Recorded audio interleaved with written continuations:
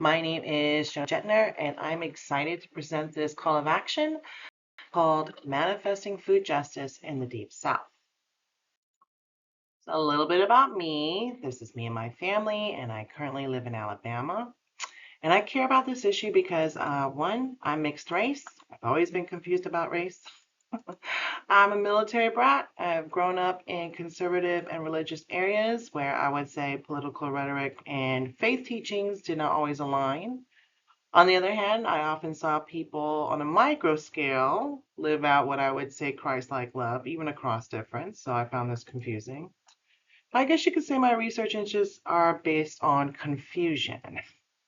And I wanted to understand how to bridge these divides across people, across nature, and animals. And now, with raising Black boys in the Deep South, this question is deeply personal. So I tried to find one image that would capture all the problems with our food system, but I could not. So suffice to say, we make enough food to feed the entire world. And yet, according to the UN in 2023, 735 million people went hungry. And in the US, 44.2 million people were food insecure, 7.3 million of which were children. And so food justice is this supposedly radical idea that everyone should have healthy and culturally appropriate food, and that the way we made this food should not harm people or our planet.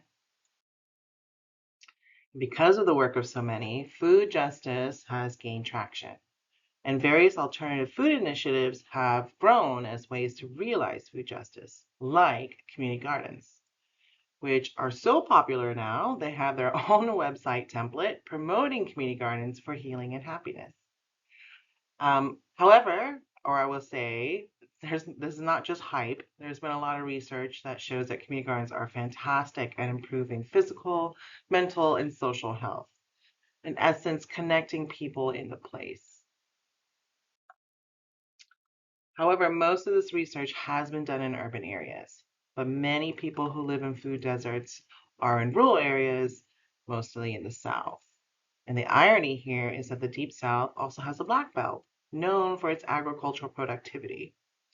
And it's possible for the Deep South to renew itself as a sustainable agricultural powerhouse. So here's my call to action.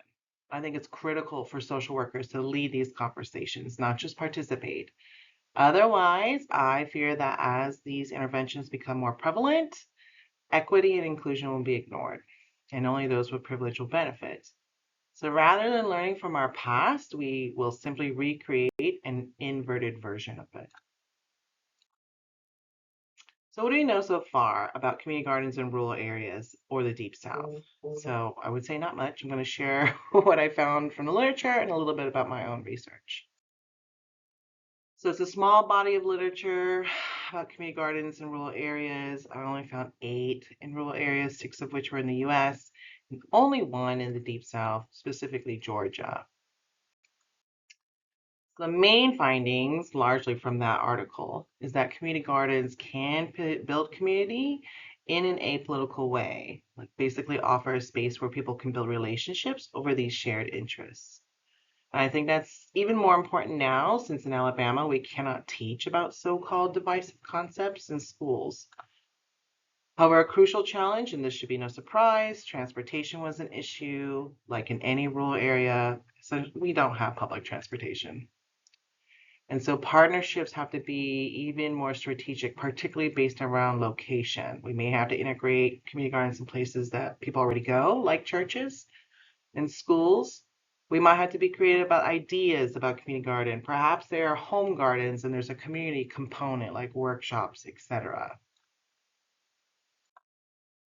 And last but not least, and I found this fascinating and frightening, honestly, is that even those in rural areas are lacking knowledge on how to grow food.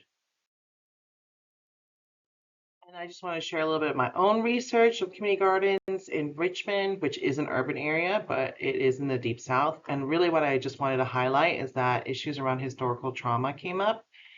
Basically, Black leaders heard that I'm not a slave anymore. Why would I garden?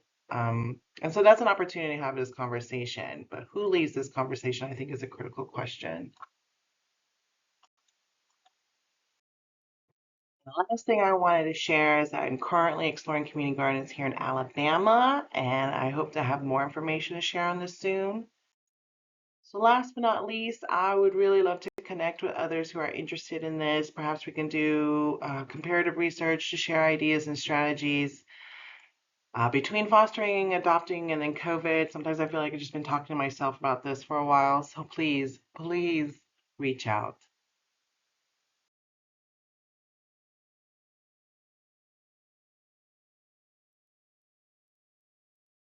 Thank you. I hope you have a great day.